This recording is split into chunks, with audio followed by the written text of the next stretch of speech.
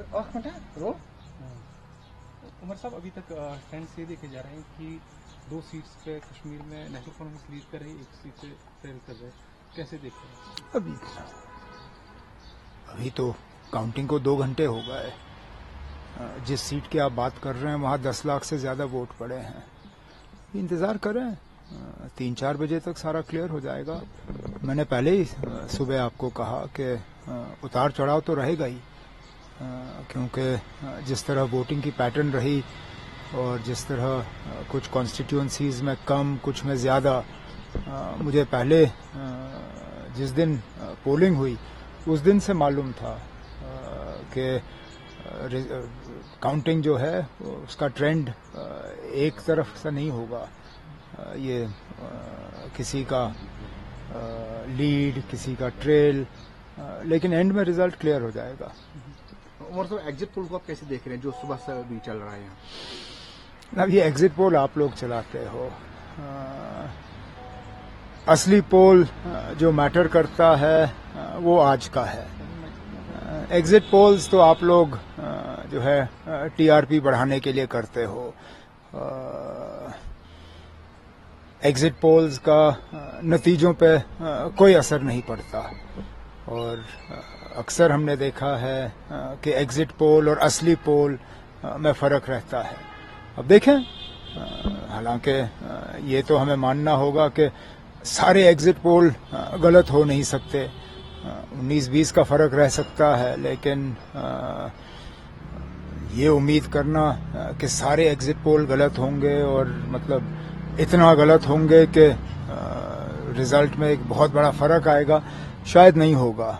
लेकिन अभी अभी मतलब जैसे मैंने कहा, वोट गिनने को तो 2 घंटे हो गए, शाम तक देखते हैं क्या होता है। तो पीएम ने एक ट्वीट में कल कहा था कि हम बड़ी बहुमत से जीत रहे हैं और जीतेंगे भी।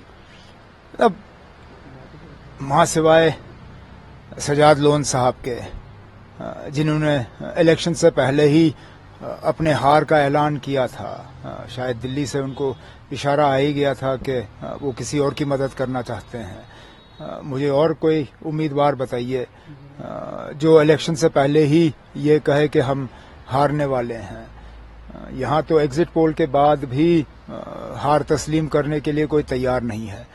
अब ठीक है, इंडिया ब्लॉक ने भी जीत का ऐलान किया है, वजीर आजम साहब ने भी जीत का ऐलान किया है।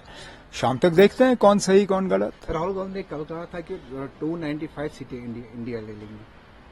सीधे मुझसे वाले मुझे जम्मू कश्मीर के बाहर के खबर का ज्यादा कुछ पता नहीं है, वो आप लोग बेहतर जानते हो। कौन कितने नंबर, बीजेपी ने 370, 400, अब राहुल गांधी साहब ने 295, ठीक है ना, देख लेते हैं। बारामूला से लीड पे है। वो तो हमें मालूम ही था, मैंने जैसे आपसे कहा, हमें पता था कि उतार चढ़ाव आ ही जाएगा। और जिस तरह कैंपेन के दौरान जो बातें हुई, जिस तरह के मतलब जिस तरह के नारे चले, जिस तरह का सेंटिमेंट चला, जाहिर सी बात है कि इंजीनियर रशीद साहब को उसका थोड़ा बहुत फायदा तो मिल ही गया होगा। अब बारामूला के लोगों ने क्या फैसला किया है आज शाम तक पता चल जाएगा। अनंतनाग सीट में मियां साहब आगे बढ़ रहे हैं और अपनी पार्टी नजर ही नहीं आ रही कहीं। अब इंतजार करिए, आप लोग बड़ी जल्दी में जो है नतीजों का ऐलान करना चाहते हैं। शाम तक सारा क्लियर हो जाएगा। 2 सीटें, 3 सीटें, 1 सीट, 10 सीटें, सारा कुछ क्लियर हो जाएगा। नेशनल कॉन्फ्रेंस का दावा रहा खुसूसन उमर अब्दुल्ला का, तो कहाँ पे देखते हैं अभी नेशनल कॉन्फ्रेंस को? कहाँ पे देखते हैं ना, मैं कहाँ पे देखता हूँ ना, आप जाके काउंटिंग सेंटर जाइए और देखिए, वो आपका काम है देखना ना। मैं तो यहाँ बैठ के अब बाकी नतीजों की तरफ जो है नजर मारने की कोशिश कर रहा हूँ। श्रीनगर में तो नेशनल कॉन्फ्रेंस आगे जा रही है, इस तरह साउथ में भी, तो कहीं ना कहीं बारामूला की बात अगर करें तो वहां पे थोड़ा सा टक्कर लग रहा है। टक्कर तो पहले से ही था। आप लोग तो पहले दिन से हैरान थे कि मैंने बारामूला इलेक्शन लड़ने का फैसला किया। मेरे लिए मुझे अगर आसान मुकाबला चाहिए होता तो मैं आंख बंद करके श्रीनगर की सीट पर लड़ लेता, लेकिन ये मतलब आप मान के चलिए कि अगर मैं बारामूला से नहीं लड़ता तो हम कहीं पे भी, हम मैदान में भी नहीं होते, आंख बंद करके हम वो सीट हार जाते। आज अगर हम फाइट में हैं और जीतने की अगर कोई गुंजाइश है वो इसलिए है कि मैंने कोई मतलब हिचकिचाहट नहीं दी। तंजीम ने मुझे बारामूला से लड़ने का जो है हुक्म दिया और मैंने लड़ने का फैसला किया। मैं अभी भी मान के चल रहा हूं कि उतार चढ़ाव के बाद जब आखिरी में नतीजे आ जाएंगे वो नेशनल कॉन्फ्रेंस के हक में होंगे। फिलहाल जहां से वोट गिने जा रहे हैं वहां से इंजीनियर रशीद को अच्छा खासा वोट मिला है, लेकिन जो हमारे एरियाज हैं जहां से नेशनल कॉन्फ्रेंस को जो है एक बहुत अच्छा शेयर वोटों का मिला है वो तो अभी गिनना बाकी है ना। 1 लाख वोट जो है गिने गए हैं, 10 लाख वोट पड़े हैं, अभी 9 लाख वोट और हैं। अभी तक तो वजीर आजम साहब भी ट्रेल कर रहे थे, तो जरा जाके पूछिए कि आप बीजेपी ने हार तस्लीम की है। वजीर आजम साहब का भी नतीजा चेंज हो जाएगा, बारामूला का भी चेंज हो जाएगा ना। अब आप थोड़ा सा इंतजार करिए।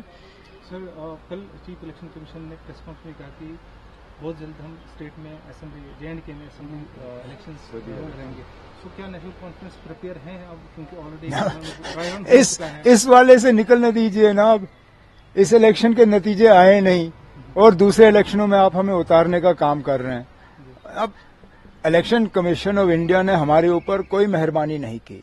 मैं तो कहता हूं ये अफसोस की बात है और मैं बार बार ये चीज दोहराता हूं कि इलेक्शन कमीशन ऑफ इंडिया को ये फैसला खुद करना चाहिए था। ये फैसला उनके ऊपर सुप्रीम कोर्ट ने जो है ये उनकी मजबूरी बनी इलेक्शन करने की। ना मरकज यहां इलेक्शन चाहती थी ना इलेक्शन कमीशन, वो इलेक्शन से भाग रहे थे। ये सुप्रीम कोर्ट का फैसला है जिसने कहा कि 30 सितंबर से पहले ये इलेक्शन हो जाने चाहिए और हम अब ये उम्मीद कर रहे हैं कि 30 सितंबर से पहले जो है यहाँ असेंबली के इलेक्शन जो है वो मुकम्मल हो जाएंगे।